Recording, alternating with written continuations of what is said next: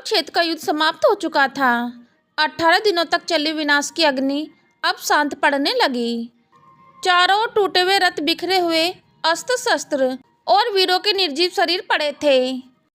लेकिन उस विशाल युद्ध भूमि में एक स्थान ऐसा था जहाँ सभी देवता भी दृष्टि लगाए हुए थे। वह बाणों की सैया पर लेटे थे गंगापुत्र भीष्म। उनके शरीर में असंख्य बाण धसे हुए थे। सूर्य के अस्त होने पर भीष्म ने अपने प्राण त्यागने का निश्चय किया कि तभी वहाँ भगवान श्री कृष्ण रात के अंधेरे में भीष्म पितामह के पास आते हैं और आकर भीष्म पितामह को प्रणाम करते हैं। श्री कृष्ण को देख भीष्म बोले, हे वासुदेव, मैंने जीवन भर अपनी प्रतिज्ञाओं का पालन किया। मैंने राज्य के लिए, पिता के लिए, धर्म के लिए अपना सब कुछ अर्पित कर दिया। अब मुझसे क्षण भर भी यह व्याकुलता बर्दाश्त नहीं हो रही है। यह सुनकर श्री कृष्ण बोले, पितामह, इस धरती पर आप जैसा त्यागी, आप जैसा धैर्यवान और आप जैसा धर्मयज्ञ पुरुष दूसरा कभी पैदा नहीं हुआ। आपने अपना कर्तव्य पूर्ण कर लिया है। अब आप नीचे होकर उस लोक में जाएं, जहाँ महान आत्माएं निवास करती हैं। श्री कृष्ण के यह शब्द सुनकर भीष्म ने अपनी आंखें बंद कर ली। लेकिन तभी अचानक एक विचित्र घटना घटी। नदी का जल असामान्य रूप से उफरने लगा। उसकी लहरें इतनी ऊंची हो उठी कि मानो सभी प्रकृति किसी गहरे दुख से व्याकुल हो उठी। देखते ही देखते जल के माध्यम से एक दिव्य दृष्टि प्रकट हुई। उनके नेत्रों में आंसू थे, उनके चेहरे पर करुणा थी और उनके हृदय में एक माँ का असली दर्द था। वह थी माता गंगा। जैसे ही उनकी दृष्टि अपने पुत्र भीष्म के निष्प्राण शरीर पर पड़ी, उनका हृदय फट गया। वे दौड़कर अपने पुत्र के समीप पहुंची और बोली, हे पुत्र, कैसी दशा हो गई तुम्हारी। जिस पुत्र को मैंने अपनी गोद में खिलाया, जिसे देवताओं के समान तेजस्वी देखा, आज वही पुत्र बाणों से छल्ली होकर मेरे सामने पड़ा है। फिर उन्होंने श्री कृष्ण की ओर देखा। उनकी आंखों में प्रसन्न था, पीड़ा थी और कहीं ना कहीं शिकायत। हे कृष्ण, आप तो समस्त सृष्टि के स्वामी हैं। आपके लिए कुछ भी असंभव नहीं। यदि आप चाहते तो यह युद्ध रुक सकता था।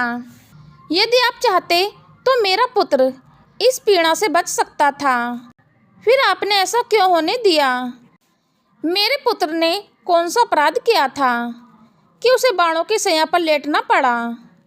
श्री कृष्ण कुछ क्षण मौन रहे और बोले, आपका पुत्र केवल देवव्रत नहीं था, वे एक वसु था, जिसे ऋषि वशिष्ठ के श्राप के कारण मनुष्य योनि में जन्म लेना पड़ा। उसके जन्म का उद्देश्य ही अधूरे कर्मों का अंत करना था। लेकिन इतना ही कारण नहीं था। उसके जीवन में कुछ ऐसे क्षण आए जहाँ उसने धर्म को पहचाना, फिर भी उसके पक्ष में खड़ा नहीं हुआ।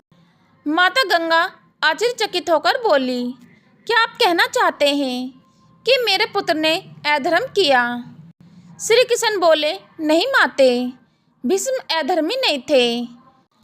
गंगा माता ने पूछा, मैं आपका हास्य नहीं समझी।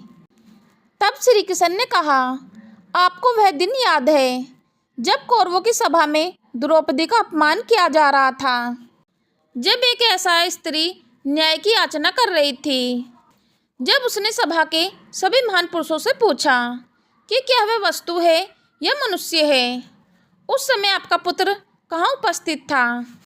वह जानता था कि जो हो रहा है वह अधर्म है।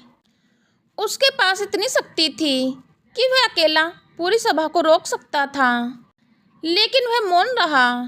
गंगा माता स्तब्ध रह गई। श्री कृष्ण आगे बोले, उस दिन भीष्म अपने सिंहासन के प्रति कर्तव्य और धर्म के प्रति कर्तव्य के बीच उलझ गए। उन्होंने सोचा कि हस्तिनापुर के प्रति उनकी प्रतिज्ञा उन्हें नहीं रोक सकती, लेकिन धर्म प्रतिज्ञा से बड़ा होता है। गंगा माता ने धीमे स्वर में कहा, तो क्या उसी भूल का परिणाम उन्हें मिला?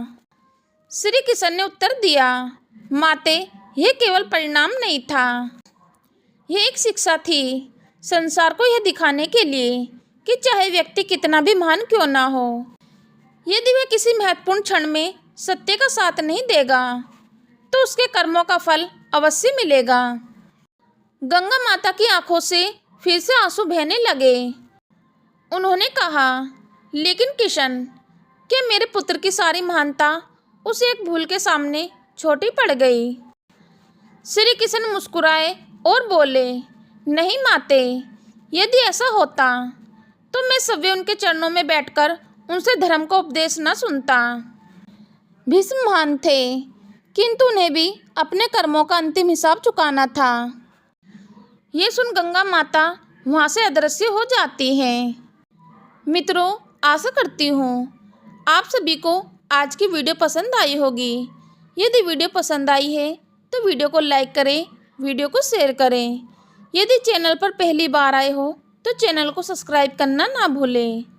जय श्री कृष्णा, राधे राधे।